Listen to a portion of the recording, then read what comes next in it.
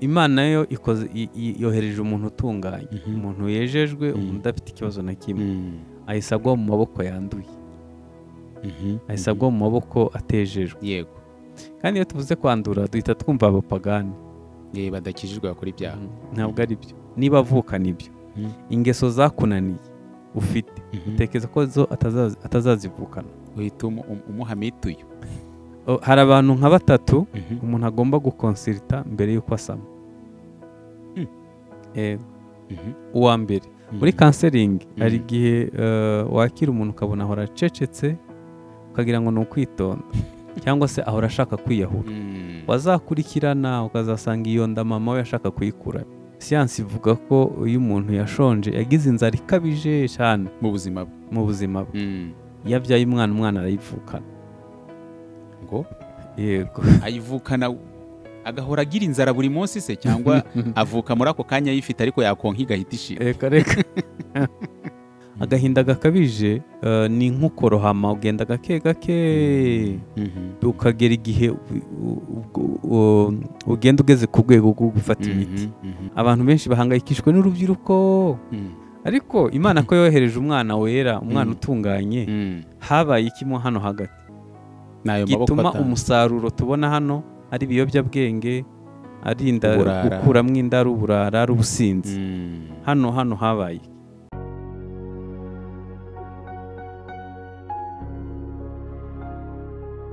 Ndagushimiye wowe ufunga iki kiganiro, ngusuhuza mu izina rya Yesu Kristo umwami wacu. Nizera ko umeze neza, Imana y'amahoro ikomeze kubana nawe. Wowe ukunda ibiganiro byacu umunsi ku wundi, tugushimiye umwanya wawe uduha, kandi tukwizeza ko nukomeza kujya uduha umwanya wawe ukareba ibiganiro byacu ntabwo uzigera wicuza, cyane ko mubizi icyo turi kumwe na pasiteri ibintu biba byafashe indi ntera biryoshye kurusha. Pasiteri ikaze cyane. Urakoze cyane. Umeze neza? Kuri ndashima Imana. Ya shati yanjye n'ubundi na n'ubu ngubu. Urakoze cyane. Umeze ute? Amahoro. Reka mbere ko dutangira ikiganiro cyacu tubanze dusenga Imana. Data mu izina rya Yesu, turagushimiye ko uduhaye ubuntu kandi ukaduha impano y'ubuzima, kuba tugihumeka turabigushimiye. Igisobanuro ni uko yifuza ko dukomeza gukora imirimo myiza yo twaremewe muri Kristo Yesu. Abagiye gukurikira ikiganiro bose bahabwa umugisha, uduha ibihe byiza mu izina rya Yesu Kristo. Amen. Amen. Ikaze wowe ufunga iki kiganiro, ndizera ko umeze neza kandi urukundo rw'Imana rukomeze rubane nawe mu mirimo yawe ya buri munsi urimo. Imana ikomeze ihira imirimo y'amaboko yawe, kandi ukomeze ubone Imana mu byo uri gukora byose. Pastor, ikaze rero. Urakoze. Ngira ngo tubanze tubwire abantu ko twe twarabuze ariko tugarutse. Ngira ngo niwe ufite amavuta, niwe wabivuga neza kundusha. Yego, abatubuze batubabarire. Hanyuma kuri ubu turagarutse. Abashinga nayo wababwira iki, wabizeza iki buryo batazongera kutubura hari? Bagubwe neza, turabakunda kandi kubana nabo n'umugisha. Mu biganiro byose twakoze ni ikihe kiganiro cyangwa se topic twavuzeho ubona ko yagize impact mu bantu, yakoze umurimo ukomeye mu mitima y'abantu iyo waba wibuka? Ni nyinshi ariko cyane ku bijyanye n'umuryango, ibijyanye n'umutima ukomeretse. Ahubwo iyo nzi ko nanjye ndi buyivugeho. Hanyuma urubyiruko rukunda cyane ibijyanye no kwitegura kubaka ingo. Yego. Uyu munsi tugarukanye rero na chapitre nshyashya n'ubundi, kuko topic izo ziracyari nyinshi mu kigega, ahubwo tugorwa no gukuramo imwe iruta nyinshi, ariko ziracyari. Uyu munsi tugiye kuganira ku ihe pastor? Uyu munsi tugiye kuvuga ku burere bw'umwana. Ntabwo twavuga ngo birareba abakibyara gusa, ahubwo birareba n'abitegura gushaka, n'abafite abuzukuru nabo birabareba. Bose birabareba. Nuvuga ngo si abubatse gusa, ahubwo n'abitegura kubaka birabareba. Reka duhere aha ngaha. Pastor, umwana yitwa umwana ryari? Abarwa ko yabaye umuntu ryari? Siyanse ivuga ko umwana yitwa umwana ari uko papa na mama bahuye, hanyuma umudamu agasama. Yego. Agisama ku isaha ya mbere cyangwa ku munota wa mbere, ariko nabyita. Ibyo yose hari ibyumweru babara, bakamenya nyine ko umudamu yasamye. Yego.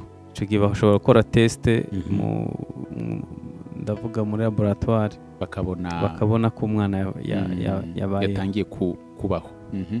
Iyo ni siyansi. Imana y'umubara ryari? iby'Imana rero biragoye kubera ko Dawidi yavuga wowe ugerayo ku buryo yibariza yakubwiye ko umwana iyo imubara ko umwana abaho ryari. Imana yarabyandikishije mu ijambo ryayo. Dawidi yavuze ngo iminsi yanjye wayimenye hatarabamo n'umwe. Hanyuma Imana yabwiye Yeremiya ngo utaraba urusoro mu nda ya mama nari nagutoranyije ngo ushiraho kuba umuhanuzi uhanura amahanga. Hano rero nahita njya hirya kure cyane ya siyanse havuga ngo umuntu abaho mbere yo kubaho. Umuntu abanza mu mugambi w'Imana hanyuma ikamwohereza mu isi ifite ikimwohereje gukora. Bivuga ngo ababyeyi bawe batarahura wowe uburiho. Yego uburiho. Dukomereza aho ngaho na topic y'uyu munsi. Uyu mwana nubwo siyansi ivuga ko abahigiye iki n'iki, Imana yo ikavuga ko abahigiye iki n'iki, ariko hari igihe aza akaza mu maboko atiteguye atanamenye ko uwo mwana yamaze kubaho. Ibi kuki bibaho? Bibaho nyine bibaho nta kindi wakora.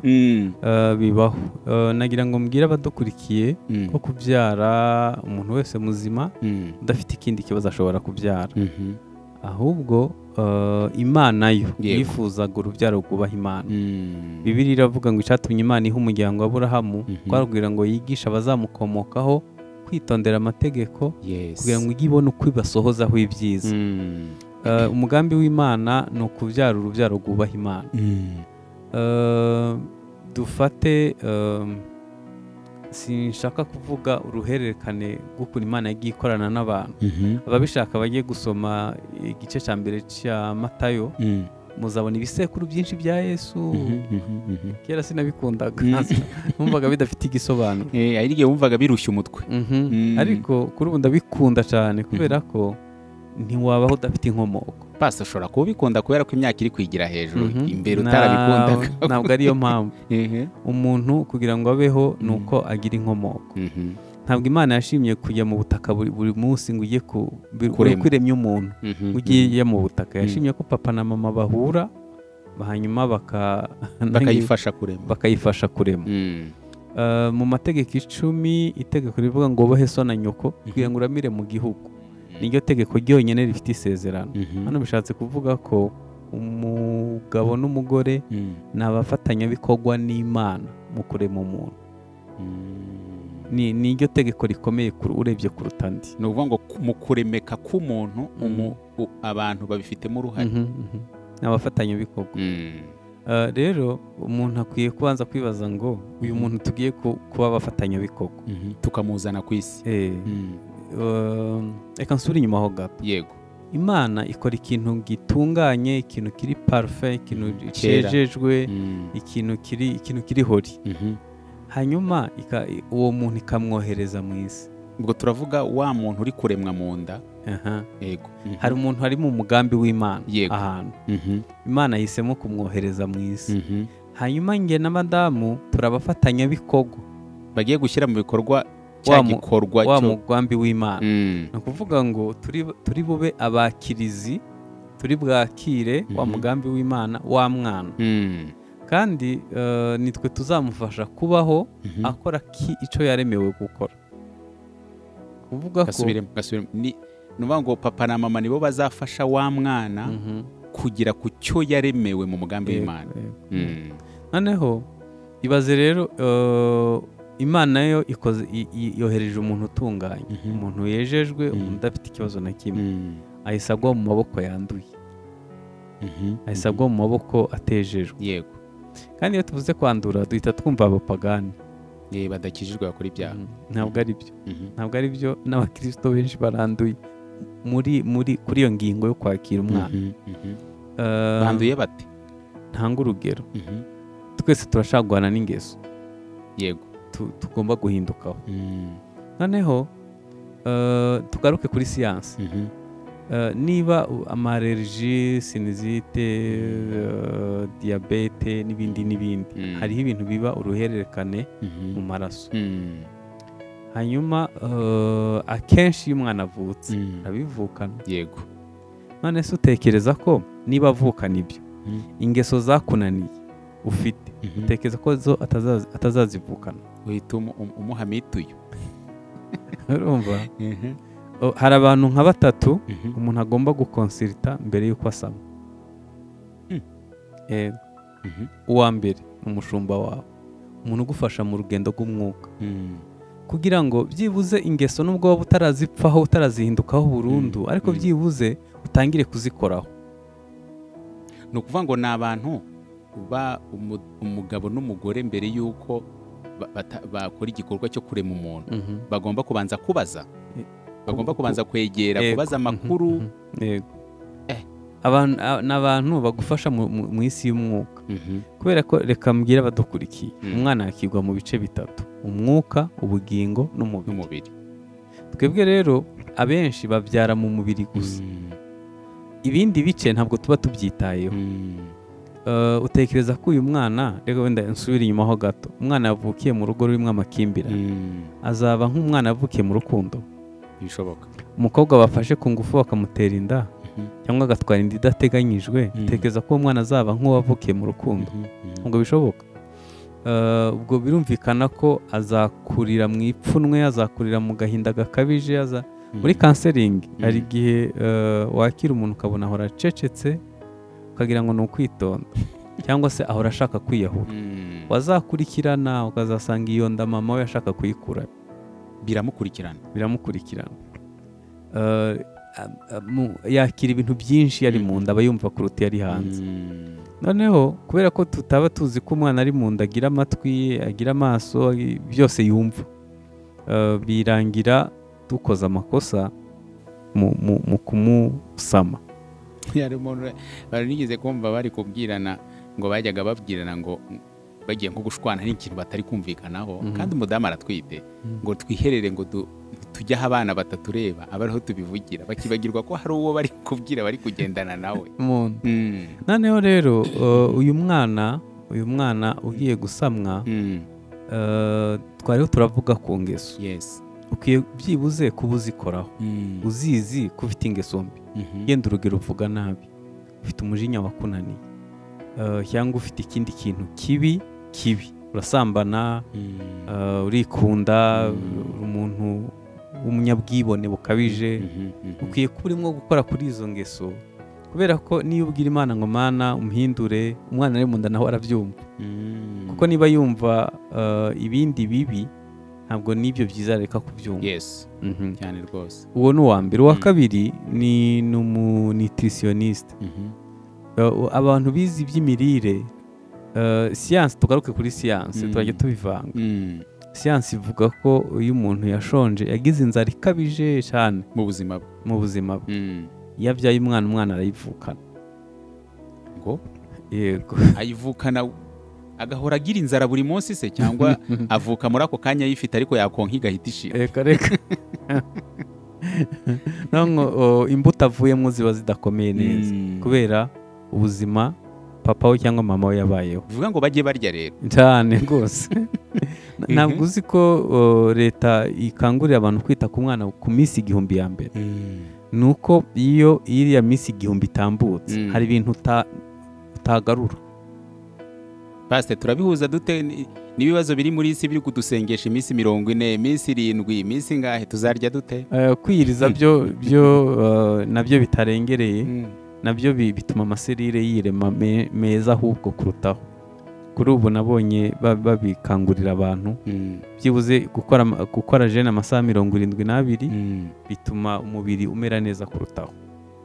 ababibasha ni ibintu byiza cyane. ni ukuvuga ngo abantu bigirize mu rugero rero. mu rugero barahita bumva ko ubasubije inyuma mu gusenga, babwiye ko batakwiye kwiyiriza ubusa cyane kandi ari byo ngo bikemura ibibazo. ntabwo kwiyiriza ko kwiyahura nabyo ari byiza.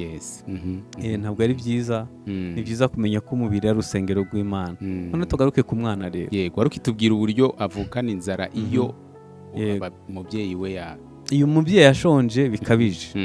ibyo ari byo byose umwana azabyara ntiwamuha icyizere cyo kuzarama imyaka myinshi, cyangwa ngo amere nk'uwo wabikoze ariye. ni ukuvuga ko uyu mwana, urugero rw'imitekerereze ye, ujya afata ibyemezo, ikigero c'ubwenge azagira n'ibindi n'ibindi, uburyo yihuta gutekereza. birava mu mbuto yavuyemo. Yes.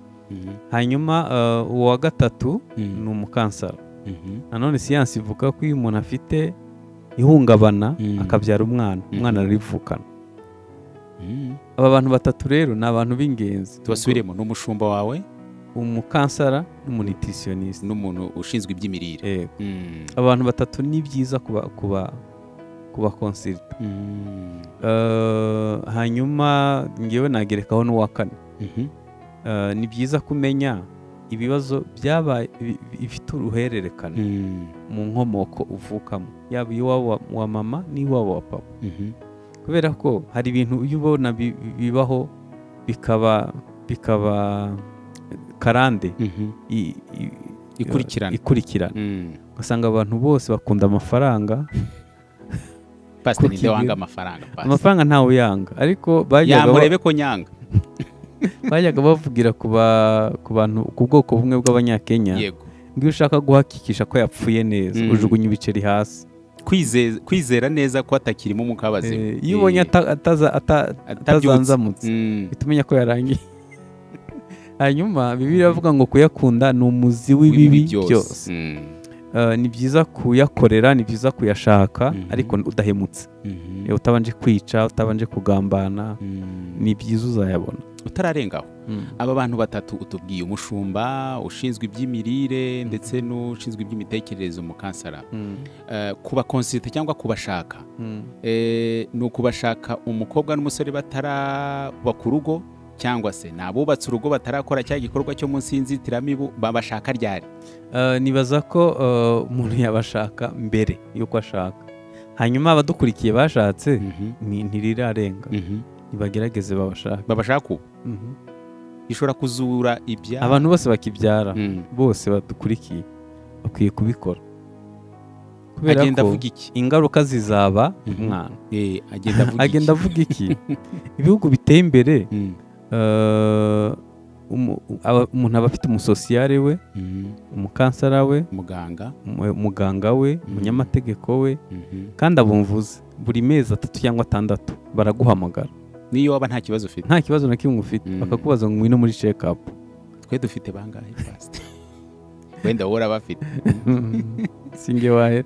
Noneho reka ntange nk'urugero. Abanyafrika bajya kwivuza kanseri, bagenda igeze ku rwego rwa 4 ntaco bakibamarira. Ariko ku rwego rwa mbere n'urwa kabiri n'urwa gatatu akenshi barayivura igakira. Ariko kubera ko ugenda ntaco bari bukumarire, ugenda nyine ugeze ku rwego rwa 3 n'urwa 4. Niyo mpamvu bahitamo kuba consulta mbere kugira ngo barebe niba ikiri ku rwego rwa mbere babigarurire hafi. Twebwe umva kuko twigeze dukora check up, tujyayo nyene turembye, turi hafi gupfa. Kandi ibyo mvuze nibyo biba no ku marangamutima. Agahinda gakabije ni nk'ukorohama, ugenda gake ukagera igihe ugenda ugeze ku rwego rwo gufata imiti. Kandi iyo ugira ukuganiriza mbere nta kibazo wari kugira. N'ibindi bibazo byose ni nka bene ibyo. Ni byiza ko umuntu aba azi uko agomba kubifata.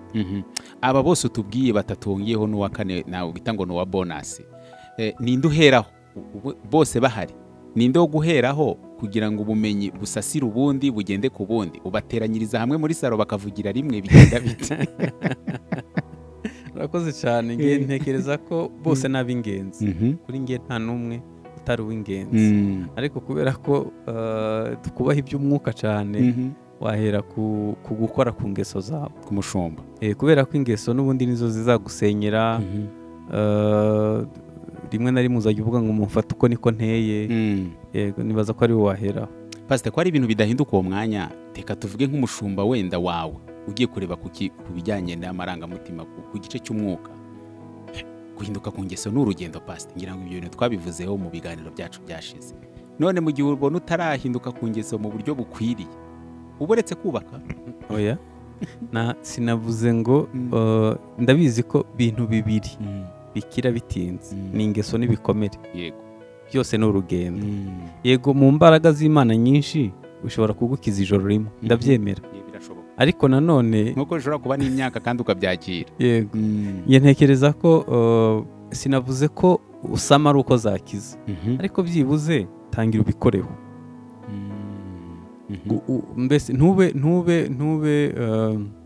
ukiri proud y'ingeso mbi, ukinejejwe nabyo. uba uri umuntu uri kubikoraho ubabajwe nabyo, uba uri umuntu ubabajwe no kuvuga nabi, uba ubabajwe n'uko urakara vuba, uba ubabajwe n'utwo tuntu, bizagufasha kuba umuntu mwiza kurutaho. ngo wa wundi utwite nta kibazo azagira cyane kubera ko uri kubikoraho.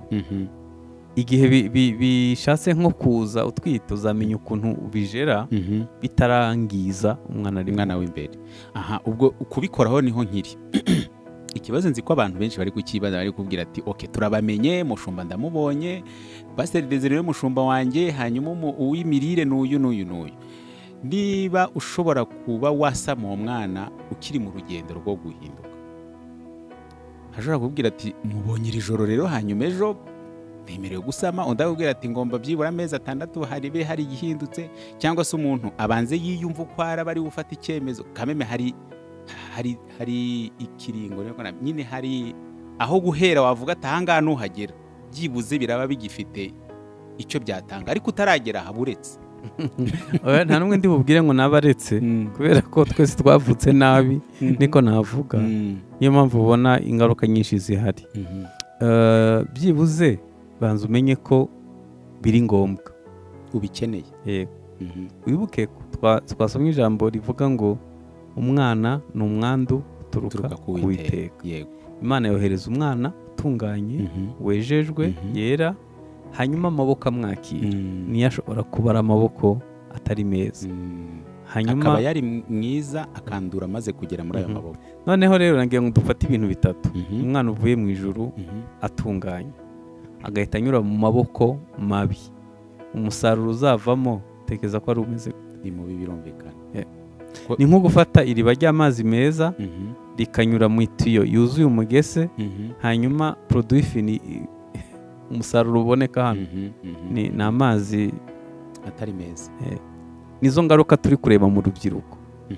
abantu benshi bahangayikishwe n'urubyiruko, ariko Imana ko yohereje umwana wera, umwana utunganye, habaye ikimo hano hagati gituma umusaruro tubona hano ari ibiyobyabwenge, ari gukuramo inda, ari uburara, ari ubusinzi. hano habaye hano ntidushaka kuhareba, turashaka gusa gucira urubanza umwana uri hano witwara nabi.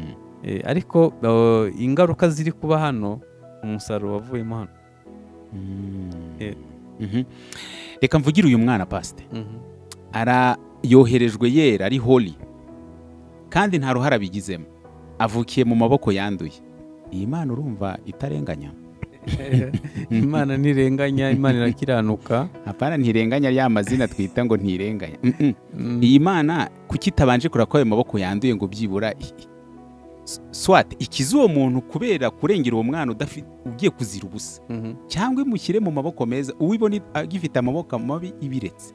Ngewe n'ubu ndaha mari kugira ngo ntangire abankurikiye nibagerageze nyene mbere yo gusama, bamenye ko bagomba gushaka abantu batatu. Nibagerageze bakore gutuma bazarera umwana bamuhuza n'icyo Imana yamutekerezaho. Imana hari ibintu wenda reka tugaruke. Urabona ko isi Imana yatanze, mu isi Imana yatanze ubutunzi buhagije, ariko gusaranganya byaratunaniye.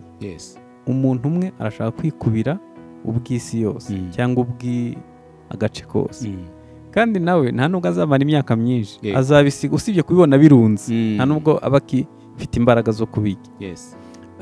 Imana ntabwo yicuza ku kintu yatanze, kandi yaremanye umuntu amahitamo. Nuhitamo kuba umupapa mwiza, ugahitamo kuba umumama mwiza, abana bawe bazaba beza. Ariko nutahitamo kuba umupapa mwiza, ikibazo ntikiri ku Mana. Imana yatanze umwana wayo kugira ngo adukize, yabyandikishije mu ijambo ryayo. Mu mategeko baravuga ngo itegeko ryasohotse nta muntu yemerewe kuvuga ko atarizi. Cyane rwose. Niba barashizeho wenda kamera ku muhanda. Izi kamera zihari ni ukugira ngo zibwire abantu ko kuvuduka bitemewe, atari byo. Niba hari ibyapa biri ku muhanda, ikintu umupolisi azakora ni uguhana uwishe amategeko, yego, sibyo? Ijambo ry'Imana turifate nk'ibyapa biri ku muhanda, kuko Imana yabyandikishije. Tubuzwa n'iki gusoma amahame y'ubwami bw'Imana mu kubyara umwana? Idufite umwanya, pastor, idufite umwanya. Tugaruke kuri ya tuyo yacu, yego, tuhite twitegura umusaruro uzavamo hano mu kutagira umwanya. Uyu mwana aravutse, ageze mu muryango, ageze mu maboko mabi. Ntabwo aravuka, ubu twari kuvuga gusa ku gusamwa. Arasamwe, ariko asamiwe mu maboko atari meza. Mu kuba asamiwe mu maboko atari meza, akarinda avuka akiri mu maboko atari meza, uyu mwana ashobora kwigobotora, niko nabyita, ashobora kuzavamo umuntu muzima. Ari uko bigenze bite, niba bishoboka? Azakizwa n'ibintu reka mpere kucana agomba gusorezaho nk'igira icya mbere. Nagira Imana agahura n'agakiza, yego, ku giti cye, akakiza ko ku giti cye. Nagira Imana agahura na Yesu, azaba yinjiye mu mugambi w'Imana nyirizina. Bwa buzima Imana yamushakiraho, bwatumye Imana imurema, azongera guhura nabwo. Ariko nanone bizaterwa n'umushumba umufite mu maboko. Kandi abashumba benshi bankurikiye barabizi ko tudafite umwanya w'urubyiruko. Umwanya w'abana ntawo dufite, ntibatura kubera amaturo bafite, nta maturo bafite. Ariko ushaka igihugu cyiza cy'ejo hazaza, ushaka abashumba beza b'ejo hazaza, ushaka abacuruzi beza, ushaka abantu biyubashe, abantu tuzasigira, bazagira akamaro mu gihe cyabo, dukwiye kwita kuri bariya, birumvikana, kubera ko ntawe uzica azavamo. Rero ntekereza ko uyu muntu afite amahirwe yo yasamiye mu maboko atari meza, agize ubwo avuka, hari uko bimeze. Imana imuteganyiriza iki ko ibyo bintu bimubaye hatarabigizemo uruhare, byibura ashobora kubaho? Yego, ikibazo yagiriye mu muryango gishobora gukosorwa n'urusengero cyangwa se itorero. Ahandi ni mu burezi, ku ishuri umuntu ahamara umwanya munini. Nagira Imana nanone ntagwe mu yandi maboko mabi yabamurera ku ishuri, niho mvuga. Kubera ko dufata urugero nk'umwarimu utemera ko Imana ibaho, kandi akaba ari ukurereye umwana, utekereza ko azamuha iki? Kandi ko ari we umufite umwanya munini. Niyo mpamvu umubyeyi akwiye no kumenya ngo ninde unyigishiriza umwana. Hakaba hariho ubusabane bwa mwarimu n'umubyeyi, yego, kugira ngo umenye ngo ari mu yahe maboko. Ari mu maboko meza, kuko ashobora kuba yarasamiwe mu maboko meza, akanavukira mu maboko meza, ariko akarererwa mu maboko atari meza. Ibyo nabyo ni ingenzi. Hanyuma aha gatatu navuga ni ahantu hashobora kumuha amahirwe, ni igihe avutse mu muryango. Hari igihe umuntu avuka mu muryango ugoranye, ariko muri uwo muryango hakaba hari abantu bita ku muryango, ndavuga responsibility, ba se wabo, ba nyirakuru, bande n'abandi, abavukana na se na nyina. Bakaba ari abantu biteguye gukosora amakosa yakozwe na papa na mama. Hanyuma ayo mahirwe nayo ntakiba ahantu henshi, biragoye ubu, biragoye, kubera ko kera umwana ntabwo yari uw'umuntu, yari uw'igihugu, yari uw'umuryango. Ni ukuvuga ngo umubyeyi wese yashobora guhana umwana, yashobora kumubwira ngo ibikoze ni bibi. Ariko ubu buri mwana wese arireba. Rero ntekereza ko iyo urebye n'ibihugu bidafite divorce iri hejuru, ni ibihugu bigifite bene ayo mahame, aho umwana banayubaha. Umwana yicara mu muryango bakamuhana, n'umugabo ananiye bakamubwira ati birimo gukora ni bibi, mu muryango wacu ntibitwara gutya. Iyo umuntu bantu twavuze bari kwitegura kubaka, bigenzuye ubwabo bagasanga amaboko yabo ntiyera, si meza, bo ubwabo babyibwiye, pastor babagira inama yo kuba baretse ku bana. Yego, yego kandi cyane kubera ko urugo ntabwo ari kujya kugerageza si ibintu ujya guhonja hanyuma wumva ngurekeraho. ariko nabonye bavuga ngo bigira deuxième session. ni akaramata, ni ubuzima bwose, kandi ubwo buzima burimo abandi bantu. ndeba ukuntu nk'abapapa n'abamama bikunda, hanyuma ukibaza umwana azaba uwandi. tekereza nk'umuntu papa cyangwa umumama basiga akana gato mu nzu, bose bakajya muri boîte bakageza mu gitondo. tekereza ko uwo mwana azaba uwandi. aba bagakifasha arirera mbese. kandi hako yigomwa gusohoka yareka umwana. uwo mwana ashobora kugira umuriro 40 nijoro, hashobora kuba inkongi y'umuriro nijoro, ishobora guhura n'ibibazo byinshi. ibihugu bimwe na bimwe bikomeye ku isi byo umwana nubwo yaba afite imyaka 10 ukamusiga mu nzu, umuturanyi ahamagara polisi kubera ko ntibyemewe. ntibyemewe no kumusiga mu modoka. telefoni ihita iguha message. ntibyemewe. ntibyemewe. kandi murabizi ko hashuha kugeza kuri dogere zirenze 40. yego. urumva ko umwana yapfiramo. bisanze ubu ngubu baraguye muri iryo kosa ry'uko ntibagiye gukonsulta wa mushumba, wa nutritioniste ushinzwe imirire, wa wundi ushinzwe imirire n'umukansara. bisanze uwo mwana yaravutse nyiravukira muri ayo maboko mabi. hari amahirwe y'uko uwo mwana we ashobora kujya kwikonsultira, sinzi niba bibaho, ajya kwishakira ba bantu batatu batubwiye wubwe agakira kamera neza. yego, ariko si 100%. ntabwo ari 100%. ni ukuvuga ngo ababyeyi ntibabashatse abo batatu, ariko umwana aravutse avukiye muri ayo maboko mabi. niba we ashobora kujya kubishakira ku ruhande hanyuma agakira, akaba yasana wa wundi wavukiye muri babandi babashatse. nka 85% byakosoka. ariko nanone biterwa n'igihe wagiye gushaka umukansara, aho wari ugeze mu guhungabana, mu kugira agahinda gakabije, mu kurwara mu mutwe. aho wagiye ugeze nicyo kigena gukira vuba cyangwa gukira bitinze. pastor waciye intege. mbaciye intege none se aragira ubwoba. nimba aca intege bazajya indera barebe imibare bakira mu mwaka, nibwo bazabona ko ibindi ndavuga bifite ishingiro. mu ndwara 1000 bamaze kubarura zo mu mutwe, nta waba hadafite nk'eshatu. kandi uko iminsi ishira niko hagenda hazi ibitugwaza byinshi. covid yaraje turahomba, abantu isi iba nabi, hari intambara ku isi hose henshi. kandi wenda reka ntanga urugero, Ukraine ngira ngo hari ku kigega c'ingano, yego, hafi zijya ku isi hose. uburasirazuba bwo hagati niho hava essence, yego, ijya hafi ku isi hose. Nigeria ibyihebe bimeze nabi, kandi niho havaga essence naho muri Afrika. dufite ikibazo. ibi bintu byose bihungabanya ubukungu, bihungabanya abari bafite amadeni ya banki n'ibindi biba biteye ubwoba.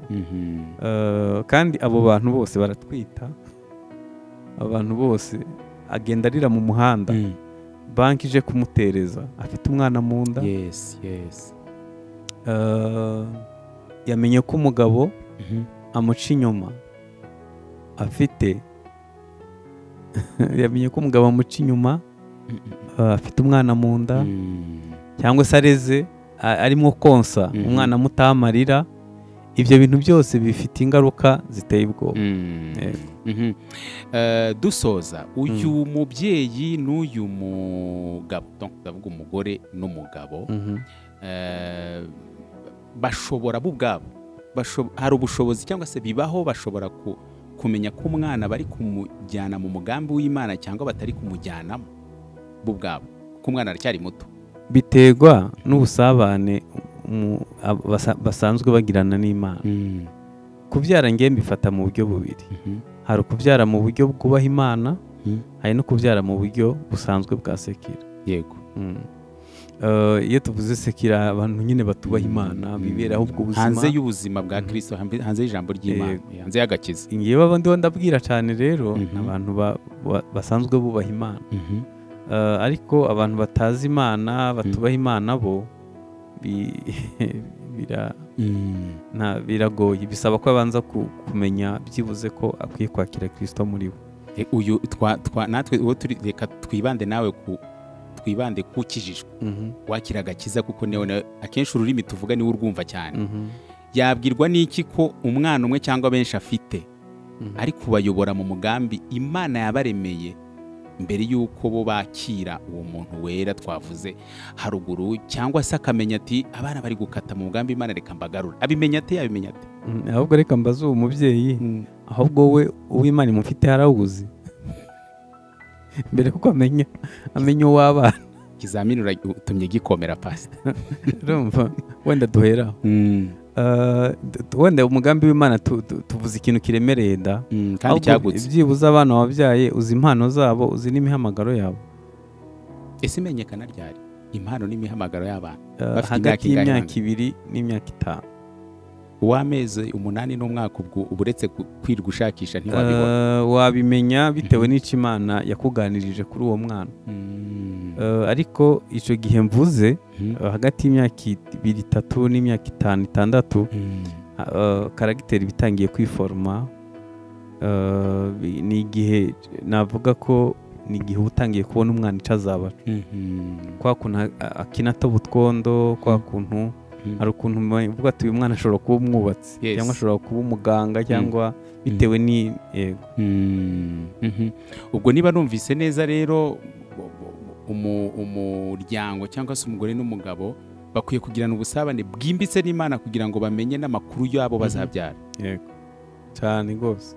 Numva ko isomo nge narangije kuri none reka ngoye nk'urugero. Ntabwo uzi ko Yakobo yahamagaye abana 12 bose akababwira ibizababaho? Yego. None se twe tubyara ngo bigende bite? Hanyuma ngaruke kuri Mose. Ntabwo uzi ko bubatse ihema bakurikije igishushanyo Mose yabonye mu ijuru? Yego. None se twe tubyara gute, twubaka gute? Iyo rero umwana umuriro ukurikije iki? Niba nta gishushanyo wabonye, nta Imana yavuganye nawe, nta mugambi uzi Imana ifite ku rushako rwanyu, tubyara yari yakabyibuha ntarwara, ubwo uba wumva bihagije. Noneho rero wenda tuzabisorezaho. Ntabwo abapapa benshi bakijijwe ni ba sapurayi, ariko si ba papa. Baratanga ariko inshingano zo kuba umupapa mu rugo ntazo. Ubwo niba uticaranye n'umwana rero ntabwo uzigera umenya impano ye n'umuhamagaro. Haracyari amahirwe y'uko byakosoka ku wamaze kubirenga, waguye muri ayo agahusha wahushije abo bantu batatu. Nicyo navuga, ntabwo ari 100%. Hazasigara utugucisha bugufi tukwereka ko warangaye. Pastor, nibyo utangiye. Tumacikire gatapu ubundi byararenze ntacyo ndamira. Bishobora kugaruka. Muri za mbaraga gusa ntibyaguma ari bibi nanone nkuko byakomeza. Muri za mbaraga nyinshi z'Imana bishobora kuba 100%, ariko biragoye ko bikosoka byose. Bizasaba urundi rugendo. Bizaga nkubaza. Ngewe ubu nzi impano yanjye n'umuhamagaro wanjye ngana gutya ubu ngubu, kandi urabona ntangiye gusaza. None se iyo mbimenya kera, siniba narakoze byinshi mu bwami bw'Imana kuruta ibyo wakoze ko mbimenye ukerewe. Iyo ababyeyi baba babizi bakanderera muri uwo murongo, ubundi reka mbwira abantu badukurikiye, abazungu ntabwo bafite ubwenge buruta ubwacu. Nta bantu Imana yahaye amahirwe aruta y'abandi, ahubwo bo bagize amahirwe yo kubisetinga kare. Abazungu bazagutegera mu nzira pastor kubasenya. Ntabwo ndi kubasenya. None se reka nguhe urugero. Ufasha abaganga 10 bavura muri Amerika, wasanga nka 4 ari Abahindi, wasanga harimo nka 2 b'Abashinwa, wasanga harimo abirabura nk'abandi nka 2. Ahubwo bo bazi no kurambagiza uwo muntu uzi ubwenge bakanamutwara. kubera ikimurimo babonye bakanamuhemba neza bakamukoresha. Nta bintu bya hatari, ahubwo ubona uko bazi kwita ku mwana kuva asamwa, utwo tuntu twose batumenye kera. Ibi bintu by'isanamitima tuvuga, hari abantu babivumbuye mu 1400, none tubimenye ubu, twe tubimenye ubu, nta nubwo turabimenya. kumenya no kuvungu nakavungukira, sibyo? Mu 1600 abashinwa bari babizi, abantu bo muri Israel bari babizi, baza ayo ma principe mu 1600. None twe tugeze 2024 tutarabimenya, tutazi ko umuntu agizwe n'ibice bitatu. Hanyuma tukagabura ibijumba n'umuceri ndikuzura, amarangamutima akomeretse, papa akajya gushaka amafaranga, umwana akamuha amafaranga yose asabye atabanje no gutekereza ngo azakora iki, telefone yose isohotse akayimugurira, akaba afite umushoferi, hanyuma akajya asimbuka igipangu agiye mukabyinirira. Hanyuma umwana arizwe n'abakozi 5, utegeza ko azagira ubuhe burere? Fata abakozi 5 nabo bakomeretse, wenda ari muri ako kazi atishimye kubera ko wenda yavuriye mu ishuri mu wa 3 segonderi, yabonye abana bagiye ku ishuri ariherera akarira, utekereza ko abana azabahiki? N'amarira. Yaje afite inzara y'ikirarane ku buryo n'amata y'umwana arayanywa, kandi ntufite umwanya wo kubimenya. Wagiye gushaka amafaranga, uri mu gushaka ubuzima, utekereza ko azamuhiki? Hanyuma uyu mwana avuye aho, yakiriwe n'umwarimu utemera ko Imana ibaho. Hanyuma utundi twana tw'utubandi twigana bazamubwira ibyo bakuye ku mbuga nkoranyambaga. Hanyuma ejo tuzamusanga iwawe tumucire urubanza, kandi ari gutanga umusaruro w'ibyo yatinzemo.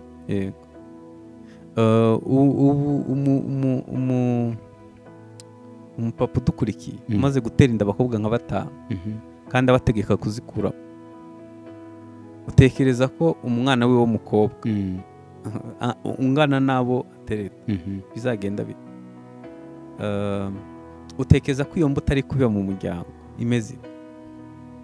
Hari ibintu byinshi byo niba dushaka igihugu cyiza kirimo urubyiruko rureba kure kandi rwitezweho ibyiza, tukwiye kubanza kureba ni icyo turi kubaha twe. Ukuvuga ngo Imana yo iratunganye, ikora ibintu byejejwe, hanyuma wa mufatanyabikorwa akwiye kureba uko ameze kugira ngo atabyonona, kugira ngo tuzabone umusaruro mwiza. Ibisigaye bitari ibyo mvuze yaba ari nk'igitangaza Imana ikoze, kandi si ibyo kwizerwa. Manu yamanutse rimwe pasi yamanutse rimwe. Kandi gusaba uyu mwana ikintu atigeze ahabwa iwabo, bijya bintangaza ukuntu umuntu w'umugabo udakenye, ufite amazu menshi, ufite imitungo arimo gutinyuka kwaka ruswa, kandi agaragara ko ntacyo abuze, make, kubera ko yamaze kuba, nanigiye kuvuga, byamuzaniye addiction, na make ntayatinya, sibyo?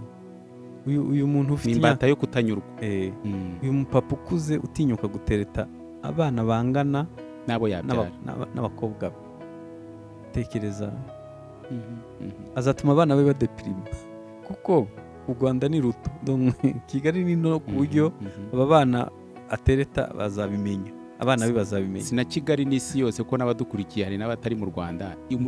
Isi ni nto muri rusange, yaroro tekinoloji yatumye iba ntoya ku buryo kumenyekana no kuba ingaruka wazinyura mu gihari biroroshye cyane. None uyu muntu mukuru yarakwiye kubahwa no kwigirwaho, hanyuma akaba arimo kubiba iyo mbuto, ubwo afite ubushobozi bwo kubwira umwana we ngo ntuzabikore, kandi azi ko ibyo akora ari byo. Simbizi, ntabwo mbizi, icyo akora ni bibi gusa. Si ibyo gushyigikirwa. Murakoze. Uyu munsi tuvuze ku kwitegura gusama, hanyuma tuzareba amezi 9 umwana ari mu nda. yes. Hakorwa iki nubwo tutarasoza ariko wenda muri aka gace byibuze reka tugire agace k'umwanzuro dukora kuriko ntabwo turanzura ariko reka iki cyo kwitaho reka tureke kurebera umuryango nk'aho urangirana natwe. Iyo basogokuru baza kugira imitekerereze irangirana nabo, twe ntabwo twagombye kuba duhari. Hanyuma nituba dushaka urubyaro rero rwubaha Imana, dukwiye gutoza uko ibisekuru bizagenda bisimbura ibindi. Hanyuma wibuke ko uriya mwana ni kopi yawe uzasiga ku isi. Ukihari uzajya umureba bigucishe bugufi, kubera ko ingeso zawe azaba zifite. Kwibwira rero ko uzamuha reka mvuge ngo ibyiza kandi ntabyo ufite, kandi ntabikurimo, ubwo ni ukwibeshya. Yego. N'Abashinwa bazi gufotora, sibyo? Bagukorera igisa n'icyo wabahaye, gusa bakakigabanyiriza wenda karite, ariko bagukorera igisa n'icyo wabahaye. Ntibirabaho, nta nubwo byapfa gushoboka ko umuntu mubi yaproduiza umwiza. Umwembe ntiwera avoka, ntibibaho. Yego, reka ntidusoje ahubwo rero pasiteri reka dusubikire aha ngaha aka gace, tuzakomeza n'utundi duce dukurikira. Komeza ubane natwe, utarakanda subscribe ni ukukanda kugira ngo ikiganiro kizakurikiraho ni cyiza bihite bikorohera. Hanyuma mbahaye uburenganzira cyangwa se mbahaye rugari muri comment ikibazo cyose wifuza ko pasiteri nazamukubariza kuri iyi topic tuzakoraho uduce twinshi. Muri comment ucyandike rwose, uzahita ubona nakimubajije, nta kibazo rwose, kuko turi hano kugira ngo dufashanye kubaka ya maboko meza aho wa muntu wera Imana iduha azaza kandi ntagire ingaruka zibaho. Pasiteri kadusoze n'ubundi kadusubike n'ubundi dusenga, kuko ibyo tuba tuvuze nk'abantu, ariko Imana ni byiza ko ibiherekeresha imbaraga zayo kugira ngo uyu muntu uri kureba iki kiganiro bigira icyo bikora mu mutima we. Data, mu izina rya Yesu turagushimiye ko mu rukundo rwawe rwinshi watugize kuba abantu rimwe na rimwe twarakiriwe n'amaboko atari meza. Turagushimiye ko watwishuriye muri Kristo Yesu, tukabasha kukumenya, ukaduhuza n'imigambi yawe. Turasengeye uyu muntu udukurikiye kugira ngo umushoboze kuba uwo wifuza ko aba we, kugira ngo ahinduke umufatanyabikorwa mwiza, kugira ngo abana uzatanga mu isi bimunyuriyeho azabashe kubahuza n'icyo wifuza. Kandi biracafite igaruriro ababyangije, ndasenze kugira ngo bashoboze gukosora byinshi bishoboka. Ubuntu bwawe bubane natwe mu izina rya Yesu Kristo. Amen. Amen.